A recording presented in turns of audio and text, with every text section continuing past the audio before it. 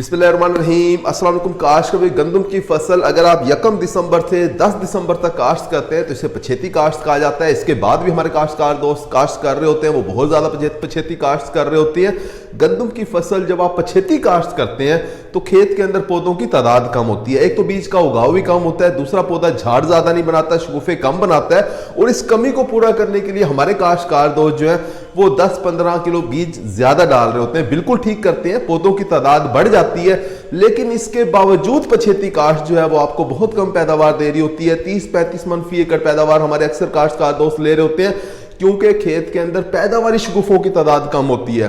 काश्त में शगुफों की तादाद तो आप किसी भी तरीके से बढ़ा सकते हैं, जैसे कि बीज ज़्यादा डाल दिया तो पौधों की तादाद बढ़ गई, या फिर उन दिनों के अंदर कोहरा पड़ता है, शगुफे ज़्यादा निकलते हैं, पौधों की तादाद बढ़ जाती है, लेकिन पैदावारी शगुफे कम होते हैं। पैदावारी शगुफे वो होते हैं जिनके ऊपर सिटा बनता है और जानदार सिटा बनता है। गैर पैदावारी शगुफे वो होते हैं जो शगुफे तो निकल आए लेकिन उनके ऊपर सिटा नहीं बना या छोटा सिटा बना, तो वो गैर पैदावारी शगुफे हैं।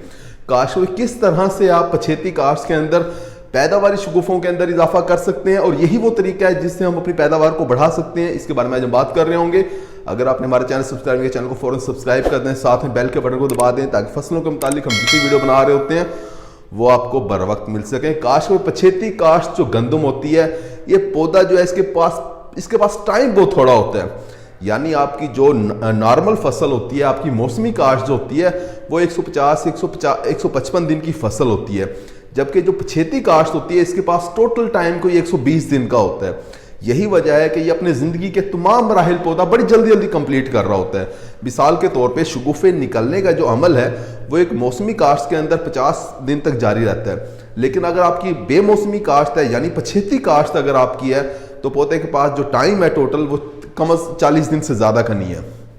इसी तरह से गंदम का पौधा मौसमी काश्त के अंदर 80 दिन के बाद सिट्टा निकालना शुरू करता है, 85-90 दिन के बाद सिट्टा निकाल रहा होता है, जबकि पछेती काश्त के अंदर पौधा 60 दिन के बाद सिट्टा निकालना शुरू कर देता है।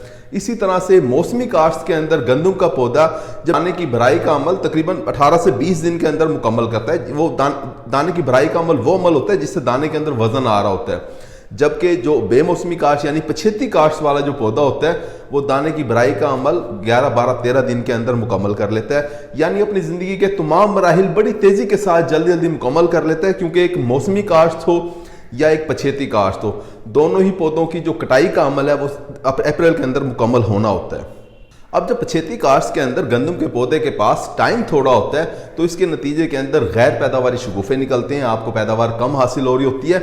इन गैर पैदावारी शगुफों को पैदावारी शगुफों के अंदर तब्दील करने के लिए हमें ये चाहिए कि पछेती गंदम की जब बिजाई कर रहे हैं तो उस वक्त ज़्यादा से ज़्यादा खादों का इस्तेमाल कर दें, यानी कि 1 से 1.5 बोरी DAP खाद जो आपने देनी होती है वो भी डाल दें बीज के साथ ही, साथ में 1 बोरी पोटाश की भी डाल दें, बोरान 3 किलोग्राम डालना होता है वो भी बीज के साथ ही डाल दें, और आधी बोरी यूरिया खाद भी डाल दें।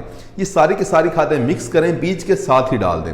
अगर आप बीज के साथ बिजाई के वक्त कुछ खादें आपने कम डालनी है तो आपको चाहिए कि पहला पानी जिस वक्त आप लगा रहे हैं उस वक्त भरपूर खादों का इस्तेमाल करें। सारी की सारी खादें जो आपकी रह गई थी वो इस वक्त डाल दें।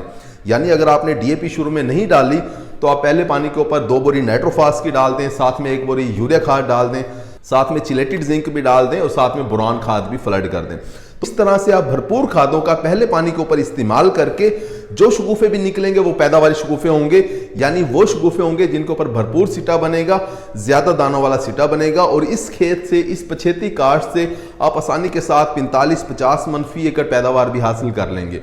लेकिन हमारे वो काश्तकार दोस्त जो पछेती काश्त करेंगे, साथ में खादों का इस्तेमाल भी थोड़ा डर डर के करेंगे, थोड़ा थोड़ा करके करेंगे, आहिस्ता आहिस्ता करके करेंगे, तो याद रखें उनकी पैदावार 30-35 मन से ज़्यादा नहीं आएगी। इसी तरह से हमारे ऐसे काश्तकार जो पछेती गंदम की फसल काश्त कर रहे हैं, यानी मकई के बाद गंदम की फसल काश्त कर रहे हैं, तो उन्हें ये चाहिए कि वो तेजाबी खादों का इस्तेमाल करें। यानी दूसरे पानी के ऊपर भी आप DAP खाद का इस्तेमाल कर सकते हैं, लेकिन तेजाबी DAP आपने इस्तेमाल करनी है, जैसे कि MAP खाद इस्तेमाल कर लें, या FMC कंपनी की स्ट्रक्चर एक मिल रही होती है, ये भी एक बहुत ज़बरदस्त किस्म की O4 टेक्नोलॉजी की प्रोडक्ट है जिसके अंदर फास्फोरस होती है, तेजाबी फास्फोरस है इसके अंदर जो दाने के अंदर वजन लेके आ रही होगी। इसी तरह से हमारे वो काश्तकार जो पछेती गंदम की फसल काश्त कर रहे हैं उन्हें चाहिए कि जैसे ही फसल गोब की हालत में आती है, जो कि 60 दिन की फसल तकरीबन गोब की हालत में आ जाएगी, तो उन्हें ये चाहिए कि एफएमसी कंपनी की कैटालिस्ट जो कि लिक्विड पोटाश है 1 लीटर फी एकड़ के हिसाब से इसका आप स्प्रे करवा दें। O4 टेक्नोलॉजी की पोटाश है ये और इसके बहुत अच्छे रिजल्ट आ रहे होते हैं। दाना बहुत अच्छा बनता है, दाना वजनी बनता है और चमकदार बनता है। तो इसी तरह से हमारे वो काश्तकार जो देर से गंदम की फसल काश्त कर रहे हैं उन्हें रस्ट की बीमारी का खतरा बहुत ज्यादा होता है, क्योंकि अगर रस्ट की कुंगी की बीमारी हमला कर देती है और वो उसका कोई खास तरीके से इलाज नहीं करते तो आपकी पैदावार बहुत कम बनती है, क्योंकि दाना छोटा रह जाता है और वो सारा का सारा दाना थ्रेशर के अंदर ही उड़ जाता है। आपको चाहिए कि अगर आपके इलाके के अंदर रस्ट की कुंगी की बीमारी आपको नजर आ रही है तो फौरन इसका किसी अच्छी फंजीसाइड का स्प्रे करवा दें, अपनी फसल को रस्ट वाली बीमारी से बचाएं। पछेती फसल के जो काश्तकार हैं उन्हें रस्ट की बीमारी का खास इलाज करना पड़ता है। उम्मीद है कि वीडियो आपको समझ आ गई होगी। अपना ख्याल रखिएगा। अल्लाह हाफिज।